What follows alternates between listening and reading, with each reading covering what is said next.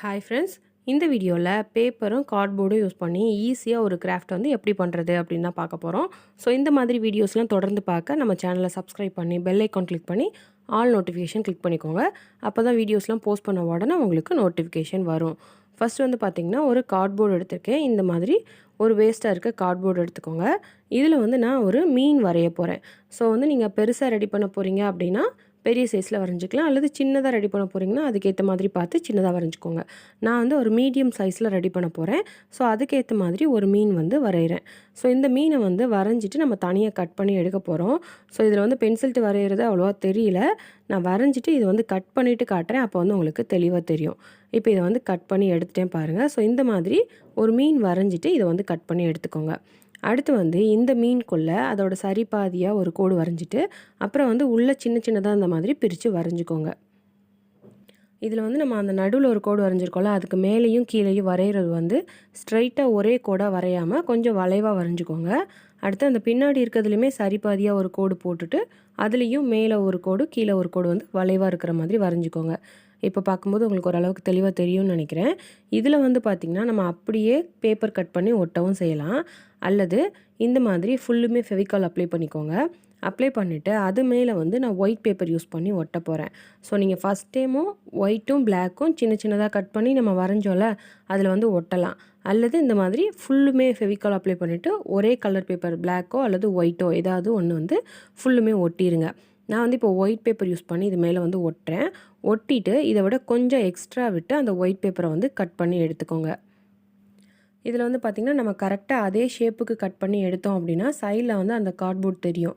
So அதனால நம்ம வந்து எக்ஸ்ட்ரா கொஞ்சம் அந்த பேப்பரில் கட் பண்ணிக்கலாம். கட் பண்ணிவிட்டு இதை வந்து மடக்கி விட்டு அந்த கார்ட்போர்டில் பின் பக்கமாக நம்ம வந்து ஒட்டிடலாம். இதில் வந்து அதே மாதிரி நம்ம ஒட்டும்போது கரெக்டாக அந்த மீன் நம்ம வந்து எப்படி கட் பண்ணமோ அந்த ஷேப்புக்கே வரணும்.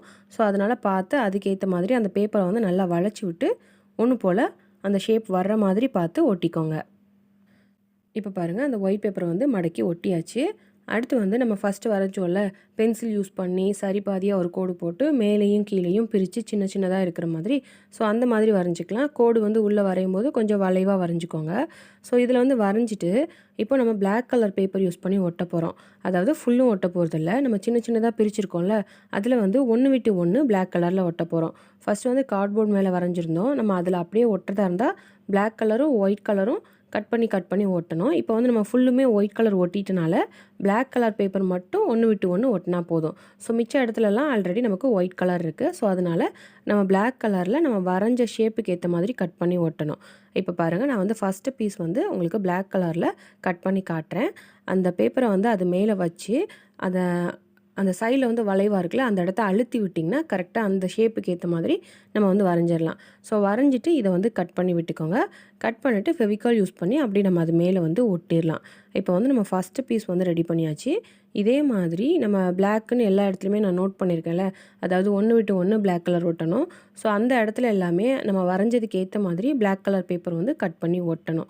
ஸோ இதுக்கு வந்து உங்களுக்கு இந்த மாதிரி பேப்பர் கட் பண்ணி ஒட்டுறது கஷ்டமாக இருக்குது அப்படின்னா நீங்கள் வந்து ஸ்கெட்ச் பென் கூட யூஸ் பண்ணி கலர் பண்ணிக்கலாம் ஈஸியாக. ஒயிட்டும் பிளாக்கும் இருக்கிற மாதிரி அழகாக black colour sketch pen use பண்ணியே ஈஸியாக நீங்கள் வந்து கலர் பண்ணிக்கலாம். நம்ம இந்த மாதிரி பேப்பர் ஒட்டும்போது கொஞ்சம் அது வந்து மேலே தூக்குனாப்பில் நமக்கு பார்க்குறதுக்கு அழகாக இருக்கும். ஸோ அதுக்காக நான் வந்து பேப்பர் யூஸ் பண்ணி ஒட்டியிருக்கேன். இப்போ பாருங்கள், நான் வந்து செகண்ட் பீஸும் பிளாக் கலர் பேப்பரில் கட் பண்ணி ஒட்டிட்டேன். ஸோ இந்த மாதிரி அதில் இருக்க எல்லா பீஸுமே இப்போ பாருங்கள் நான் தனித்தனியாக கட் பண்ணி எடுத்துட்டேன்.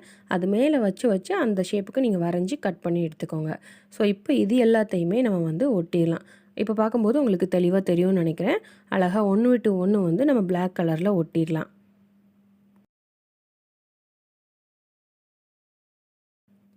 இதில் வந்து பார்த்திங்கன்னா already black colour sketch pen வந்து யூஸ் பண்ணலாம் அப்படின்னு சொல்லியிருந்தேன்.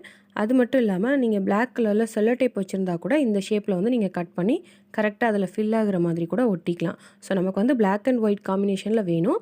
ஸோ அதுக்காக நீங்கள் வந்து பிளாக் கலரில் எதை வேணாலும் யூஸ் பண்ணி டிசைன் பண்ணிக்கலாம்.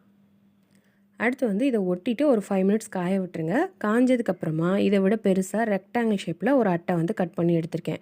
ஸோ இதோட சென்டரில் தான் இந்த மீனை வந்து ஒட்ட போகிறோம். ஸோ ஃபஸ்ட்டு அந்த கார்ட்போர்டை நம்ம ஒயிட் பேப்பர் யூஸ் பண்ணி கவர் பண்ணி ஒட்டிடலாம். நம்ம வந்து ஃபுல்லுமே பிளாக் அண்ட் ஒயிட் காம்பினேஷனில் தானே ரெடி பண்ணுறோம். ஸோ அதனால் நான் ஒயிட் பேப்பர் யூஸ் பண்ணி இதில் வந்து ஒட்டுறேன். ஸோ அந்த ஃபெவிகாலை வந்து அப்ளை பண்ணிவிட்டு இந்த மாதிரி தடவி விட்டுட்டு ஒட்டுங்க. அப்போ தான் வந்து நீட்டாக இருக்கும், இல்லைனா திட்டாக தெரியும். ஸோ அதனால் இந்த மாதிரி ஒயிட் பேப்பர் யூஸ் பண்ணி அந்த கார்ட்போர்டை வந்து நம்ம ஃபஸ்ட்டு கவர் பண்ணிக்கலாம். இப்போ பாருங்கள் ஒட்டி இது வந்து காஞ்சிருச்சு. அடுத்து இந்த மீனை வந்து அதோட சென்டரில் வந்து நம்ம ஒட்ட போகிறோம். ஸோ இதையுமே நம்ம ஃபெவிகால் அப்ளை பண்ணிவிட்டு அப்படியே சென்டரில் வந்து ஒட்டிடலாம். ஒட்டிட்டு இதை வந்து ஒரு 5 மினிட்ஸ் காய விட்டுருங்க. இந்த மாதிரி இதை வந்து ஒட்டினதுக்கப்புறமா இதை சுற்றிலும் வந்து நம்ம டிசைன் பண்ண போகிறோம். ஸோ அதுக்கு வந்து நான் பிளாக் கலர் பேப்பர் எடுத்திருக்கேன்.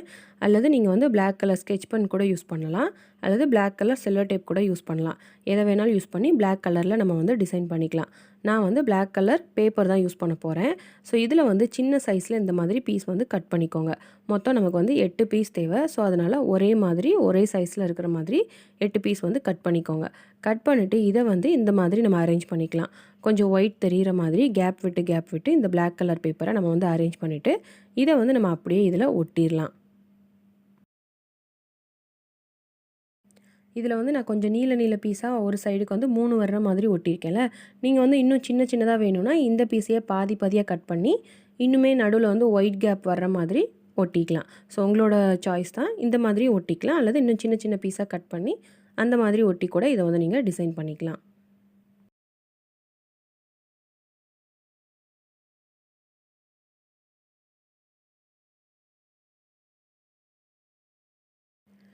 இப்போ பாருங்கள் நம்ம ஒட்டினது எல்லாமே நல்லா காஞ்சிருச்சு.